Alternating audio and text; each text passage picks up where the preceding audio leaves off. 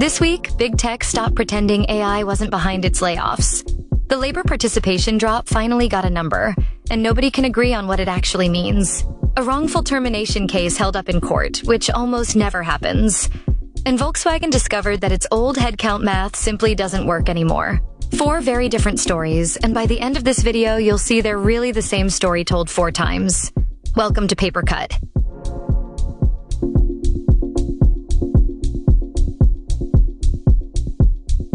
For the past 2 years, when a tech company cut jobs alongside heavy AI investment, the language around it was careful.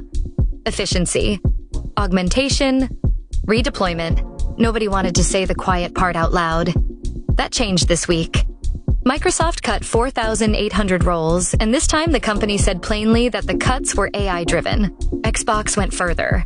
It cut 1,600 employees immediately, with plans to shed 20% of its entire workforce across the year. 20%. That's not a trim. That's a fundamental resizing of the business. And then there's the detail that almost writes its own punchline. The U.S. Federal Reserve appointed a new head of its task force on jobs this week. The person they picked is the same Xbox CEO who just laid off 3,200 people. Whatever the Fed's reasoning was internally, the optics here are hard to ignore. The person now advising the government on the health of the labor market is simultaneously running one of the year's larger job-cutting operations in the private sector. We actually flagged this exact dynamic on EBN a few days before it became this explicit. When AI stops looking like a bargain, employers really only have 3 moves available. Keep spending and call it strategy. Admit the cuts went too far and rehire. Or settle into permanently doing more with less forever. Watching Microsoft and Xbox this week, option 3 seems to be arriving early, and without much ceremony attached to it. Not every country is playing this the same way. Japan announced a plan this week to bring 10 million robots into its workforce by 2040, covering sectors like nursing, food, and drink service. Where big tech is treating labor substitution as something to manage quietly, Japan is treating it as national policy, out loud, with a headline number attached. We've been tracking labor force participation for a few weeks now, and this week it finally got a precise figure. 61.5%. That's the lowest reading in 50 years outside the pandemic itself. Here's where it gets more complicated than a single scary number. Economists interviewed this week pushed back hard on the easy explanation. This isn't simply a story about people giving up on looking for work. Job availability itself appears to be part of what's moving. In other words, some of this 50-year low might be about the market having fewer real openings, not just about worker fatigue. Global data backs up the sense that this isn't a purely American story either. Employment fell globally for a second consecutive month in June, against a backdrop of subdued growth expectations everywhere. In the UK, the KPMG and REC report on jobs for July pointed toward the same underlying softness, just measured through a different lens. And if you want the version of this story that isn't measured in percentages at all, there's a piece out this week capturing what it actually feels like from the workers' side. Not unemployed exactly, just stuck. Applying into what feels like a void, without a clear sense of whether the resistance is coming from your own resume or from a market that genuinely has less room than it used to. Most weeks, this segment is about algorithms and automated systems making decisions nobody can fully explain. This week, it's about something more old-fashioned. A manager, a decision, and a court that said the decision was wrong. Atlassian was found to have illegally fired a worker. The New York Times covered it as a rare legal victory, and rare is the right word. These cases almost never land in the employee's favor. When one does, it's worth paying attention to. Now for the story that's harder to sit with.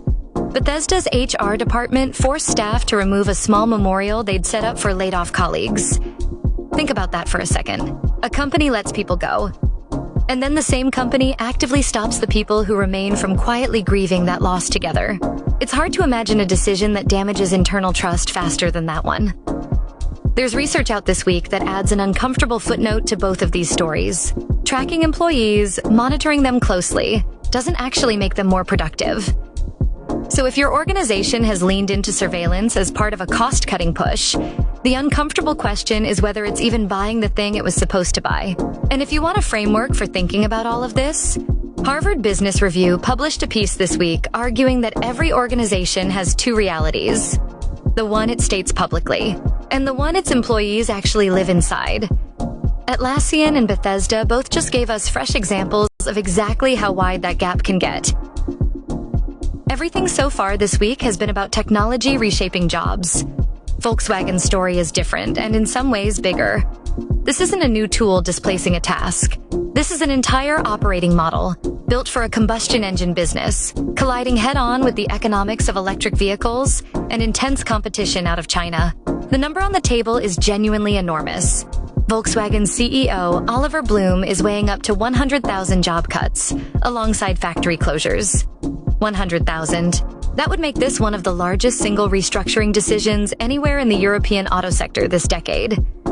No amount of careful corporate language changes a number that size. Let's shift away from manufacturing for a moment, towards something almost seasonal. A well-known hybrid work researcher, Nicholas Bloom, made an observation this week that's hard to argue with.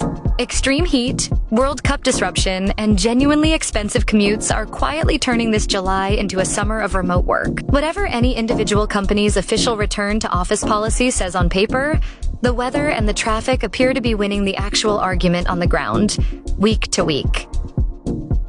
A couple of quick ones to close out. Xiaomi is cutting jobs across multiple divisions as earnings come under pressure. And in the UK, KPMG is slashing 200 back-office roles in its latest round of cuts, continuing a pattern the firm started earlier this year. So, where does that leave us this week? Two very different speeds of the same underlying problem. Big tech's cuts are fast, loud, and increasingly unembarrassed about naming AI as the cause. Volkswagen's crisis is slow, structural, and much harder to fix with a single press release. And running underneath both of them, a labor market that keeps losing participants for reasons nobody can fully agree on yet. Add in a court case that actually went the employee's way, and an HR decision that went about as badly as one possibly could. And you've got a week that's less about any single headline and more about how differently companies are choosing to treat the people inside them right now. That's everything in this week's paper cut. The full write-up with all our sources and the complete takeaways list is in the article. Go check it out. Thanks for tuning in to Paper Cut. Don't let Monday catch you off guard. Subscribe now. See you next week.